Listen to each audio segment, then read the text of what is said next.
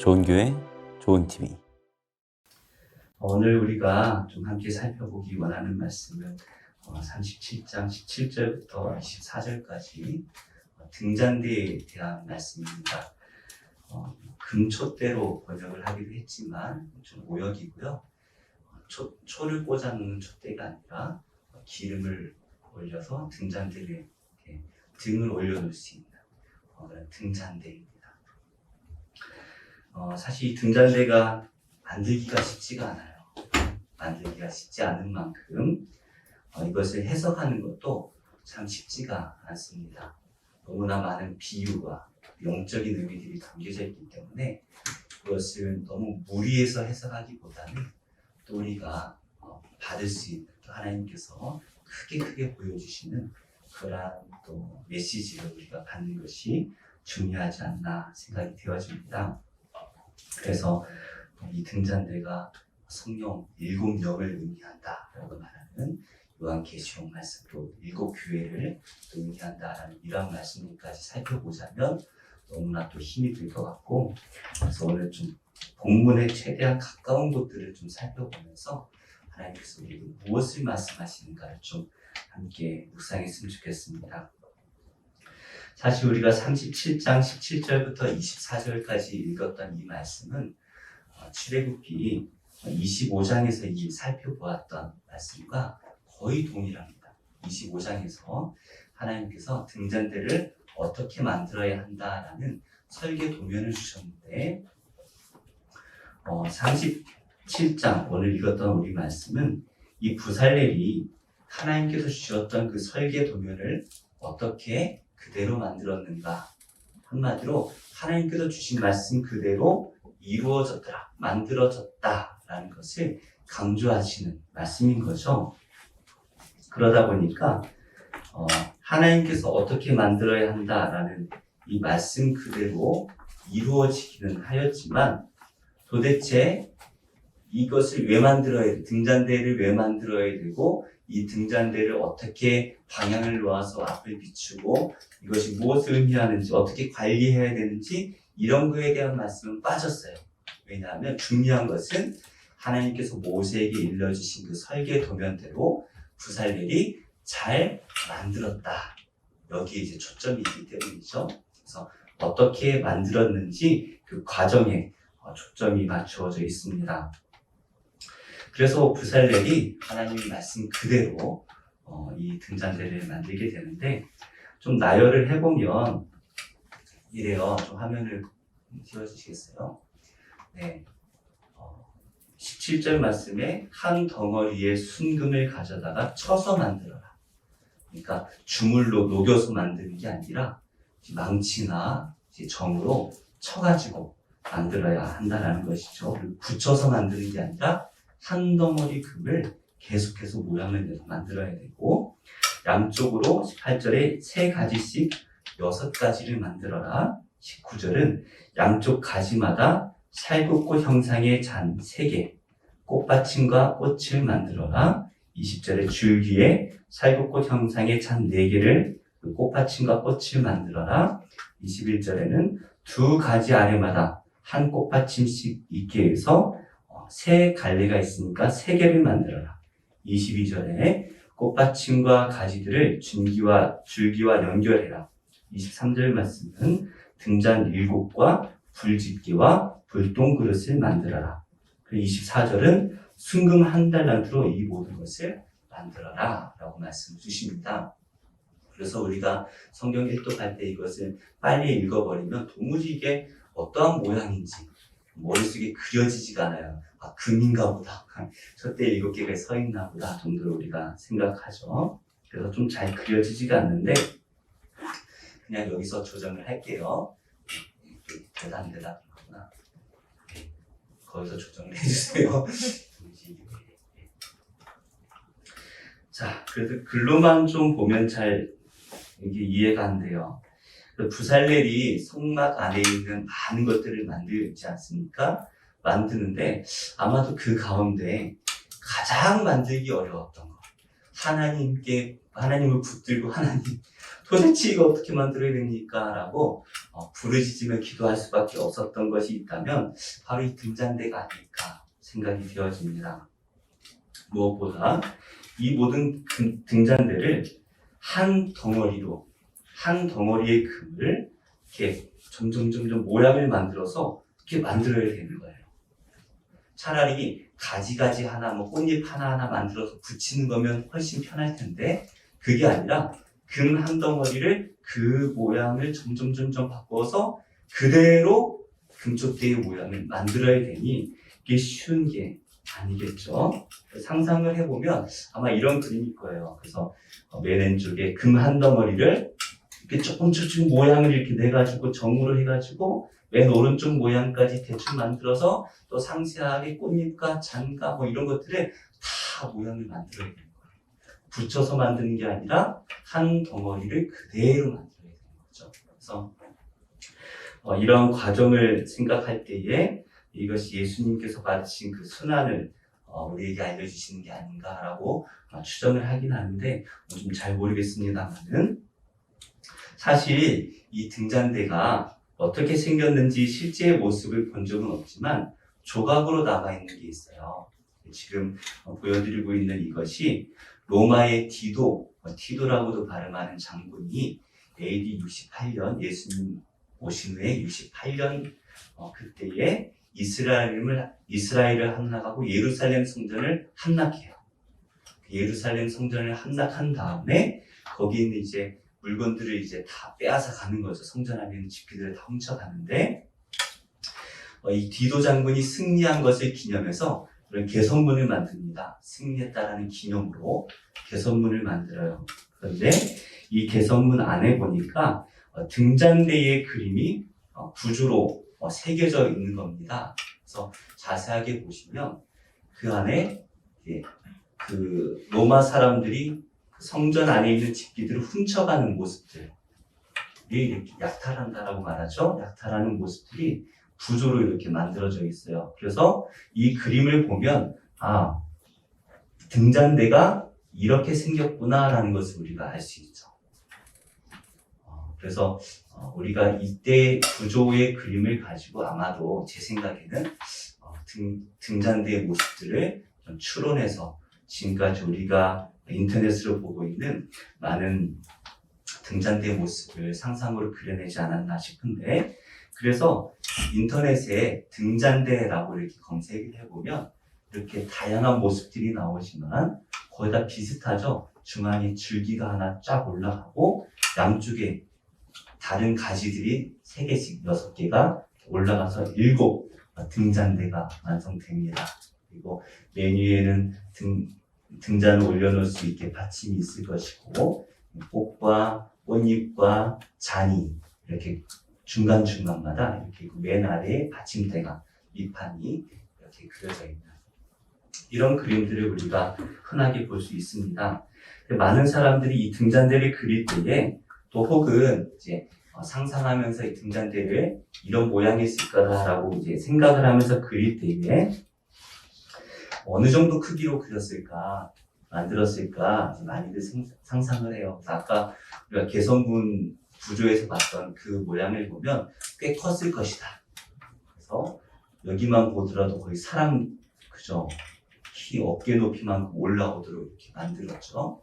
이 정도 크기가 되지 않을까라고 상상을 하는데, 제가 정말 그랬을까라고 계산을 해봤어요. 그래서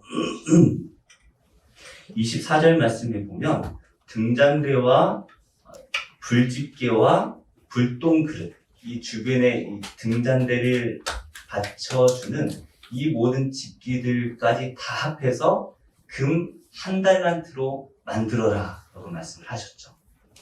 그래서 불집게, 불똥그릇, 그리고 위에 7개의 등잔들, 이거를 빼고 1달란트라고 치더라도 이렇게 크게 만들기는 쉽지 않을 것 같아요. 1달란트가 한 34.3kg 정도 돼요. 그러면 크네. 34.3달란트면 크네, 무겁네 라고 생각할 수도 있겠지만, 제가 그래서 도대체 금이 얼마큼 무겁나 궁금해서 호기심이 많죠. 그리고 정확하게 알아야 되니까 금 12kg, 30 몇 kg도 찾아봤고요. 12kg이 어느 정도인가 찾아봤더니 이 정도예요. 금계 12kg이 이 정도 크기는 될 거고, 두께는 손바닥 보다 조금 더 두꺼운, 그러니까 이 정도 되는 금계가 12kg이라는 거예요. 그러니까 저 크기의 3배 정도 되는 것보다 좀 작은 것이 금 한 달란트라고 한다면, 도대체 저거만큼의 세계를 가지고 아까 사람 크기만한 등잔대를 만든다라는 것은 불가능하죠. 그래서 제가 대충 머릿속으로 그려봤어요. 저거를 반으로만 3분의 1로 쪼개서 줄기를 만들어서 이렇게 하면 어느 정도 될까 했더니 머릿속으로 좀 그려봤더니 커봐야 한 1m 정도, 커봐야 1m 정도의 높이, 우리 허리 정도밖에 되지 않지 않을까. 어떤 학자가 나름대로 계산을 해봤더니 90cm에서 한 120, 30cm 정도까지 될 거다라고 계산을 했다고 해요. 그러니까 아까 우리가 그림에서 봤던 사람만한 크기로는 불가능하고요. 한 10달란트는 들어가야 되고, 제가 볼 때는 한 90cm 정도 되지 않을까. 그러니까 크지 않다는 거죠. 그래서 아까 우리가 보았던 전시가 없나? 없는 걸로 생각하고 다음 사진 보여주세요.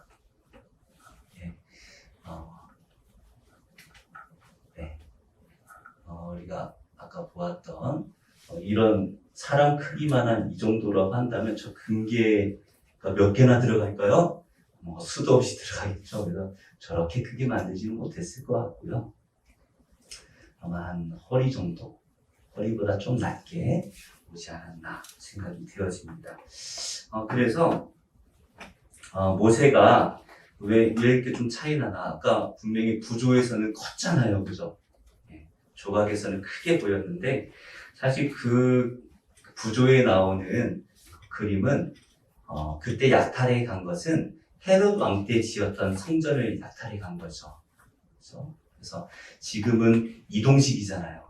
이동하면서 만들어야 되니까 사람이 들 수 있는 무게, 고리를 이렇게 할 수도 없어요. 들 수 있는 무게 한 34.3kg 정도로 만들었다면, 나중에 솔로몬의 성전이나 수르바벨 성전이나 아니면 헤롯 성전에 들어갔던 저 금촛대들은, 등잔대들은 이동형이 아니라 두고 쓰는 거니까 크고 화려하게 만들지 않았을까라고 생각이 됩니다. 사실 등잔대의 크기는 그렇게 중요하지 않았던 것 같아요. 왜냐하면 하나님께서 다른 성물들은 크기를 다 알려주셨잖아요. 한 규빗, 한 규빗 반, 두 규빗, 두 규빗 반 이런 식으로 크기를 다 알려주셨는데 이 등잔대는 크기에 대한 말씀을 주지 않으셨어요. 한 달란트를 가지고 이렇게 붙이지 말고 그거를 이렇게 해가지고 만들어라 라고만 말씀을 하셨죠. 그래서 크기보다는 그 모양과 의미, 그 안에 들어간 문양들, 그리고 그것이 어떠한 역할을 하는가, 여기에 우리가 좀 초점을 가져야 하지 않나 생각이 됩니다. 그래서 좀 등잔대의 모양을 좀 하나씩 살펴볼 텐데, 전체적인 모양은 그린 사람마다 달라요. 왜냐하면 성경에 나와 있는 이 메시지들은 아주 제한적이거든요. 그래서 그림마다 다르겠지만 그냥 대략적으로 성경이 말씀하시는 대로 그려본다면 이런 모양이 아닐까 생각됩니다. 그래서 6가지가 왼쪽으로 동그라미 안에 6가지가 이렇게 줄기로부터 나와 있죠. 이렇게 나와 있고, 또 각 줄기마다 맨 밑에 잔이 있고, 중간에는 꽃 받침이 있고, 맨 위에는 꽃이 이렇게 있습니다. 맨 왼쪽에 있는 잔을 이렇게 그려놓은 거면 잔 3개가 이렇게 있고, 중간에는 꽃받침 하나, 그리고 오른쪽에 보시면 꽃 하나가 이렇게 각 줄기마다 하나씩, 잔은 3개가 있죠. 이렇게 되어 있고, 또 말씀을 좀 따라가다 보면 각 줄기가 양쪽으로 나뉘어지는데 그 양쪽으로 나뉘어주는 중간에 꽃받침이 저렇게 하나씩 놓여져 있어서 이렇게 줄기마다 하나씩 있고 맨 아래에 하나 더 4개가 이렇게 있겠죠. 예. 그래서 뭐 전체적인 그림을 머릿속에 한번 그려보시고요. 맨 위에는 오른쪽에 등불을 박힌 등잔이라고 되어 있잖아요. 저 등잔을 7개를 올려놓는 거예요.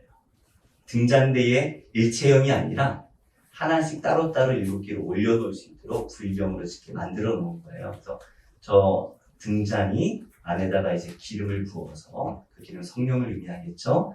기름을 부어서 불을 밝힐 수 있도록 이렇게 만들어 놓았다. 그래서 이 정도. 그래서 저 밑에 보면 꽃받침과 또 잔들이 줄기 중간에 이렇게 만들어 놓은 그림도 있고 좀 달라요. 근데 성경이 그림을 그려놓은 게 아니라 모세의 그 설계도를 가지고 한 거다 보니까 만드는 사람마다 어떻게 해석하느냐에 따라 다를 수밖에 없다. 밑판이 저렇게 아주 튼튼하게 되어 있는데 저렇게 만들면 금 한 달란트로 다 만들 수가 없어요. 그렇죠? 아마 이렇게 평평하게 해가지고 하지 않았을까 생각이 듭니다. 특별히 이 전체적인 모양을 보면 식물의 모양이에요. 나무 모양이고 그 꽃은 어떤 꽃의 모양이라고 했죠? 살구꽃인데 우리나라 성경에 옛날에는 살구꽃이 가장 가깝다 생각해서 이렇게 번역을 했는데 아몬드꽃이에요. 아몬드꽃. 우리가 조선시대 때에는 아몬드가 뭔지도 몰랐잖아요. 살구꽃을 우리가 번역을 했어요. 근데 아몬드꽃이다 라고 이해를 하시면 됩니다. 근데 이제 성경에 살구꽃이라고 되어 있으니까 살구꽃으로 이해를 할게요. 근데 성경에도 꽃이 참 많이 등장을 합니다. 여러 가지의 꽃이 등장하고 예쁜 꽃도 많아요. 근데 하필 그 많고 많은 꽃 중에 왜 하필 살구꽃이었을까? 아몬드꽃은 크지가 않고 화려하진 않아요. 근데 왜 하필 이 아몬드꽃이었을까? 그래서 많은 분들이 이 살구꽃의 특징이 가장 먼저 피는 꽃이고 하다 보니까 생명을 의미한다 라고 그 아몬드꽃의 특징을 가지고 이렇게 설명을 하시는데 그럴 수도 있겠지만 우리는 가능하면 성경 안에서 답을 찾고자 하잖아요. 그래서 예레미야 1장 11절 12절 말씀 우리 한번 같이 읽어볼까요? 예, 방금 이게 떨기나무예요. 떨기나무. 사실은 떨기나무가 뭔지 잘 몰라요. 가시나무 정도로, 가시가 달린 나무 정도로 우리가 해석할 수 있는데 광야에 흔한 가시나무가 저는 이제 떨기나무라고 우리가 번역한 저런 모양이에요. 모세가 처음에 하나님을 만났던 떨기나무죠. 저기에 불이 붙었다면 이런 모양이 아닐까 제가 상상을 해서 그려놓고 참 정성스럽군요. 그죠? 저 모양을 보니까 마치 등잔대의 모양이 아니었을까. 등잔대에 불이 붙으면 저런 모양이 아니었을까라고 제 나름대로 해석을 한 건데 잊어주셔도 됩니다. 사실 아몬드 나무를 보니까 더 등잔대처럼 생겼어요. 그래서 제가 사진을 보여드리려다가 시간이 없어서 보여드렸는데 우리 예레미야 1장 11절 12절 말씀 우리 한번 같이 읽어보겠습니다. 시작. 여호와의 말씀이 또 내게 임하니라. 이르시되 예레미야야 내가 무엇을 보느냐 하시매 내가 대답하되 내가 살구나무 가지를 보나이다. 여호와께서 내게 이르시되 내가 잘 보았도다. 이는 내가 내 말을 지켜 그대로 이루려 함이라 하시니라. 아멘. 하나님께서 예레미야를 부르셔서 설명을 주시는 가운데 우리 이 말씀을 주세요. 그래서 그에게 환상을 보여주시면서 살구나무 가지를 보여주십니다. 하나님께서는 이 살구나무 가지를 보여주시면서 12절에 이렇게 해석을 하시죠. 내가 내 말을 지켜서, 그렇죠? 내가 내 말을 지켜서 그대로 이루려 합니다. 라고 말씀. 도대체 살구나무 가지와 하나님께서 하나님 말씀을 지켜주시는 것과 무슨 상관이길래 살구나무 가지를 보여주셨을까? 결국에 이 살구나무 가지라는 단어가 하나님께서 반드시 지켜주신다라는 그 의미라고 한다면 좀 단어를 보면 좀 이해하시기가 좀 편할 것 같아요. 이 배경이 이렇군요. 네. 왼쪽에 있는 단어가 사케드라는 샤케드 발음은 제가 정확하지 않으니까 히브리 사람도 아니고 샤케드라는 단어입니다. 살구나무라는 단어예요. 그 오른쪽에 있는 단어는 샤카드라는 단어인데 지키다라는 하나님께서 지켜주시다. 이 지키다라는 것은 경계한다, 보호한다, 지켜보호한다 이런 뜻이에요. 자, 그래서 두 단어를 보니까 밑에 모음을 제외하면 요게 모음이에요. 요거 이 두 개가 모음인데 요거 가려지네. 저 모음만 제외하면 똑같이 생겼죠, 그죠? 사실 히브리어는 모음이 없어요. 나중에 읽기 편하도록 모음을 붙여놓은 것 뿐이고요. 성경에는 그냥 이렇게 적혀 있었던 거예요. 그러면 똑같아요. 똑같죠? 그래서 살구나무라는 단어와 지키다라는 단어가 똑같이 생겼다. 하나님께서 살구나무 가지를 보여주시면서 내가 내 말을 지킬 거야 라는 것을 강조하시는 거죠. 이렇게 본다면 하나님께서 이 살구나무를 우리에게 보여주실 때에는 내가 지킬 것이다 라는 것을 우리에게 말씀하신다라는 것을 우리가 이해할 수가 있습니다. 그래서 이 등잔대에서 살구꽃은 하나님께서 무엇인가를 지키겠다라는 약속인 거죠. 하나님께서 우리에게 말씀하셨던 것을 반드시 지키겠다. 무엇인가를 지켜준다. 이게 지켜보호한다라는 것을 말씀하시는데, 사실 오늘 우리에게 주셨던 이 말씀, 부살렐이 등잔대를 만들었던 이 이후의 일이지만, 아론의 쌍난지팡이가 우리가 기억을 해요. 아론의 쌍난지팡이의 그 싹은 살구 싹이고, 우리는 싹만 생각하지만, 실제로는 거기에 꽃이 피고 열매까지 맺혀요. 살구나무, 아몬드 나무의 꽃과 열매까지 맺힙니다. 이 일이 왜 있었습니까? 고라와 다단이라는 사람이 모세 그리고 아론 너만 하나님이 부르셨냐? 우리도 하나님 만나봤다. 70명의 대표로 하나님 부르셨을 때에 그들이 하나님 안에서 먹고 마셨잖아요. 그래서 우리도 하나님 만나봤다. 말하면서 왜 너희만 하나님이 언제 너희를 부르셨다고 너희만 하나님 일을 하려고 하느냐? 그러면서 250명을 모아요. 족장들이겠죠? 힘 있는 250명을 모아서 반역을 일으킵니다. 그때 하나님께서 아론과 모세 그리고 250명에게 각각 분향할 향로를 가지고 와라 그 말씀을 하시고 그들이 다 모였을 때에 그 반역의 주동자들은 땅이 갈라져서 그 자리에서 땅이 삼켜버립니다. 그리고 분향하던 250명은 그 향로에서 불이 일어나서 그 사람들을 불살라 죽여버려요.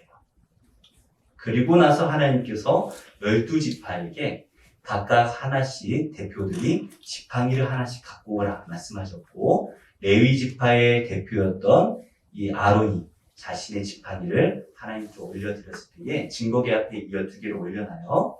아마 이름을 새겨놨겠죠. 그리고 그 다음날 가보니까 아론의 지팡이는 죽은 거잖아요. 죽은 나무잖아요. 그런데 거기에 싹이 나고 음이 돋고 열매까지 맺히는 역사가 일어나죠. 그러면서 하나님께서 뭐라고 말씀하시냐면 내가 이것을 표징이 되게 하여서 죽지 않게 할 것이다 라는 것을 말씀하시는 거죠. 무슨 말입니까? 아론만이 하나님께 부름받은 하나님의 사명자다라는 것을 지켜주시겠다라는 것, 아론의 생명을 지켜주시겠다라는 것을 약속하신 것이죠. 그래서 이 살구나무라는 것은 하나님께서 무엇인가를 지켜주신다, 하나님께서 우리에게 하셨던 말씀을 지켜주신다. 뭐 이런 어떤 지켜주심에 대한 말씀을 주시는데, 또 하나 우리가 중요하게 생각할 것은 이 등잔대가 비추는 곳이 어디인가라는 거예요. 물론 불빛이 비추면 다 밝죠, 그죠? 이렇게 다 밝아요. 근데 만약에 제가 불을 잠깐 꺼볼게요. 이러면 다 밝은 것 같은데 누구만 비춥니까? 저만 비추죠. 그렇죠? 아무도 동의를 안 하시는데 그렇다 쳐요. 신기하죠, 이게. 근데 이게 제가 제일 싼 걸로 사가지고 켜지지 않아요. 이 등잔대가 당연히 이 성소를 다 환하게 비추죠. 그런데 하나님께서 이렇게 말씀을 주시죠. 우리 한번 같이 읽어볼까요? 시작. 등잔 7을 만들어 그 위에 두어 앞을 비추게 하고. 등잔대에서 가장 중요한 것은 그것이 모양도 중요하겠잖아요. 이렇게 만들어 하셨으니까. 근데 그 모양도 중요하지만 제일 중요한 건 불이에요. 불. 그것이 비춘다라는 거죠. 등잔의 가장 중요한 사명은 비추는 거죠. 이 등잔대가 무엇을 비추는가 이게 중요한데 하나님께서 어디를 비추라고요? 앞을 비추라고 하시는 거예요. 제가 그림을 가져왔나 모르겠는데 여기 보시면 이제 성소에 들어가면 왼쪽에 등잔대가 있고 오른쪽에 진설병이 있어요. 떡이 이렇게 만들다 보니까 저렇게 만들었나 본데 저렇진 않겠죠. 어찌됐든 진설병 6개씩 두 줄이 놓여있는 이 진설병이 있는데 아까도 말씀드렸지만 등잔대는 저렇게 크지 않을 거예요. 우리가 딱 봐도 한 달란트는 넘어요. 그죠? 네, 저거 반 크기나 될까요? 그 정도 크기로 본다면 저 등잔대의 높이가 불빛이 비추는 앞을 비출 때에 무엇이 비추어지겠어요? 떡이 비추어지겠죠. 앞을 비추라고 하셨으니까 떡이 비추어지는 거예요. 그래서 저 등잔대가 당연히 성소 전체를 다 밝히겠죠. 왜냐하면 여기는 불빛이라는 게 지금 저 사진에는 정부 담화가 왼쪽 위에 있지만 저는 가짜고 실제라면 저 7개의 등불이 이 성소를 다 밝혀요. 지성소는 깜깜할 거고요. 성소를 다 밝히는데 저게 앞을 비춘다는 거죠. 앞을.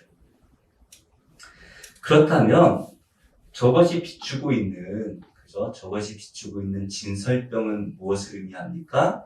우리가 구체적으로 살펴보진 않았지만 생명의 떡이신 예수 그리스도를 의미해요.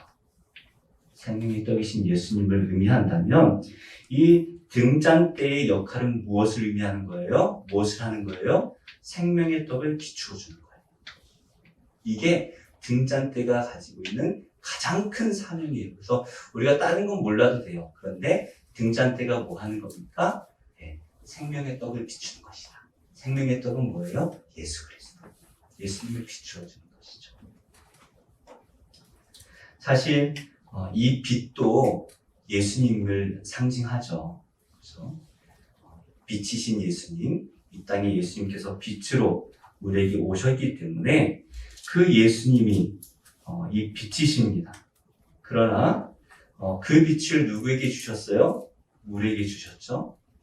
결국에 온 세상에 우리에게 빛이 되라 말씀을 하셨는데 우리가 할 일은 예수 그리스도를 비추는 것이다 라고 생각할 수가 있습니다. 아까도 말씀드렸지만 성막은 완전히 어두워요. 그 제사장들이 일을 할 수가 없어요. 저 등불이 없다면 일하는 것 자체가 불가능해요. 완전히 덮여지거든요. 일을 할 수가 없어요. 그렇다고 앞에 휘장을 열어놓고 일을 할 수는 없죠. 휘장은 항상 닫혀져 있어야 되니까. 그렇다면 이 제사장들이 이 하나님의 성막을 관리하는 너무나 중요한 이 역할을 함에 있어서 의지할 것은 오직 저 등잔대의 불빛밖에 없다라는 것을 우리가 이해할 수가 있습니다.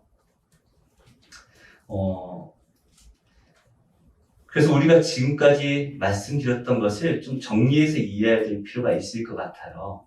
그래서 이것을 하나씩 다시 정리하자니 좀 머리가 쥐가 나는 것 같고요. 그냥 간단하게 좀 풀어서 설명을 드리면, 지금 하나님께서는 성령으로 우리 성도들 안에 임재하셨죠. 우리가 성전이 되는 거예요.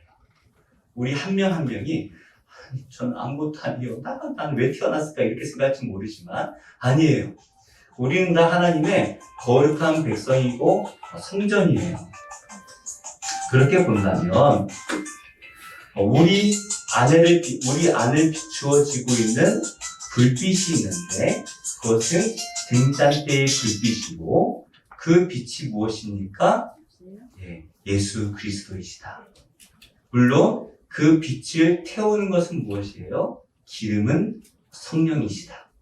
그것을 우리가 알 수 있죠. 성령께서 계속해서 우리 안에 성령이 공급되어서 성령의 기름을 우리에게 부어주어서 빛이 나야 되는데 그 빛은 예수 그리스도의 빛이고 그 빛을 비추어야 되는 사람이 누구입니까? 우리죠. 하나님의 성전인 우리예요. 그리고 우리가 또 무엇을 비추어야 되는가? 우리가 빛이 나요. 빛이 나는데 그렇다면 우리는 무엇을 비추어야 됩니까? 세상에 빛이 되라고 말씀하셨는데 도대체 그럼 우리가 무엇을 비추어야 됩니까? 우리가 비출 것은 생명의 떡이신 예수 그리스도를 비추어야 한다라는 것을 우리에게 말씀하시죠. 그래서 세상 사람들은 어떻게 살아야 될지 어둠 가운데 살아갑니다. 하나님의 일이란 걸 할 수가 없어요. 그러나 우리가 세상 가운데 빛이 되어서 이 세상 사람들에게 너희가 진짜 먹어야 될 생명의 떡은 예수 그리스도다라는 것을 비추는 등잔대가 우리가 되어야 한다라는 것이죠. 그래서 예수님께서 이렇게 말씀하십니다. 한번 같이 읽겠습니다. 시작. 예수께서 대답하여 이르시되 기록되었을 때 사람이 떡으로만 살 것이 아니요 하나님의 입으로부터 나오는 모든 말씀으로 살 것이라 하였느니라 하시니. 그 세상 사람들은 떡으로 살려고 그래요. 내가 먹는 떡이 뭔지 몰라요. 어두우니까 뭔지 몰라요. 그게 상한 건지 먹어도 되는 건지 몰라요. 그냥 먹는 거예요. 먹으면 배가 불러요? 배가 안 불러요. 먹어도 계속 먹고 싶은 게 세상의 떡이죠. 심지어 옆에 사람 거 뺏어 먹고 싶어요. 그게 세상의 떡입니다. 그런데 우리가 빛이 되어서 이 어둠에 살아가는 세상 사람들이 보지 못하는 그 예수 그리스도, 생명의 떡이신 예수 그리스도를 우리가 비춰줌으로써 우리가 먹고 마시고 살아야 될 존재가 누구인가? 바로 예수 그리스도이시다. 라는 것을 비춰주는 거죠. 왜요? 그 안에 생명이 있기 때문이죠. 예수님께 생명이 있습니다. 예수님께 생명이 있습니다. 예수 믿어야 우리가 살 수 있습니다. 라는 것을 세상 사람들에게 비추는 존재가 되어야 한다는 것입니다. 생명의 떡을 먹고 산다라는 것은 어려운 말씀이 아니에요. 예수님의 말씀대로 살아간다라는 거예요. 매일매일 예수님의 말씀대로. 그래서 예수님의 말씀대로 살지 못하면 우리는 영적으로 굶어 죽을 수밖에 없어요. 그러나 우리가 예수님의 말씀에 순종하면서 오늘은 예수님께서 이걸 기뻐하실 거야 라는 생각으로 하나씩 순종하면서 살아가면 우리가 예수님을 먹는 거예요. 그래서 예수님의 말씀대로 살아가다 보면 우리가 영적으로 건강해지는 거예요. 영적으로 살 수 있는 거예요. 우리도 모르게 영적으로 건강한 하나님의 온전한 백성이 되는 것입니다.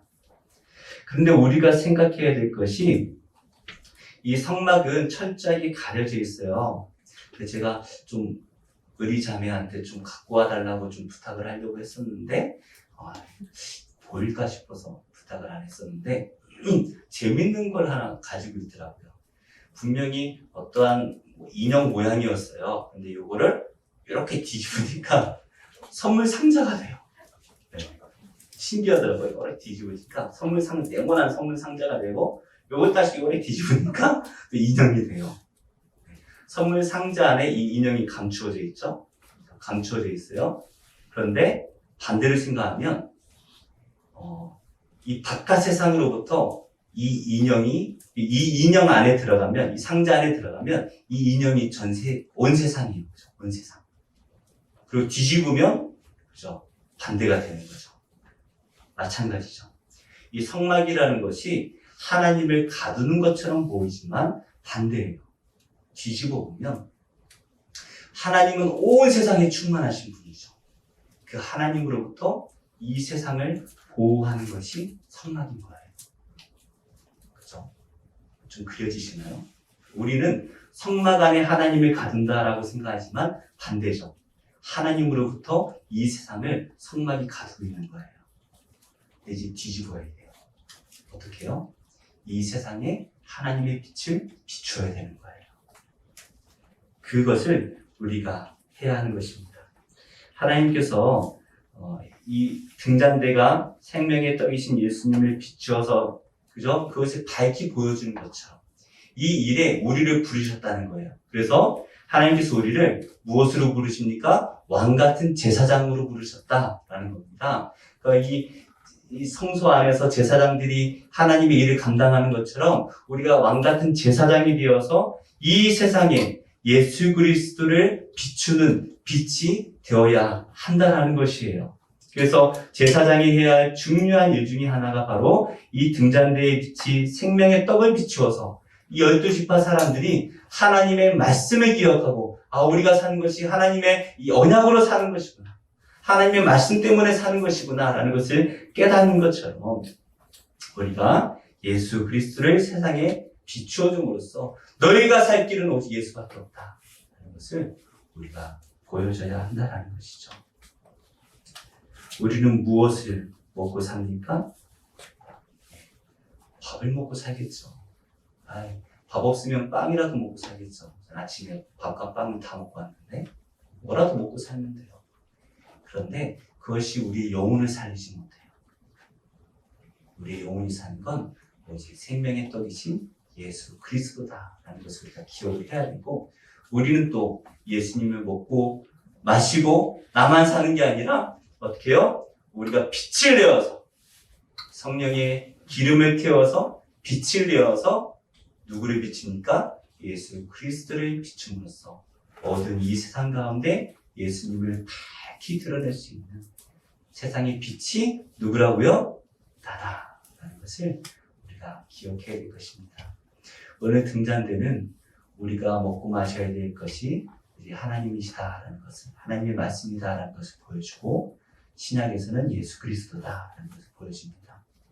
그 역할을 우리가 해야 되는 것이죠. 이 세상에 왕같은 제사장, 빛의 사명을 잘 감당하셔서 나의 호흡과 나의 행동과 나의 말이 예수 그리스도를 드러낼 수 있는 복된 인생 되시기를 예수님의 이름으로 축복합니다. 아멘.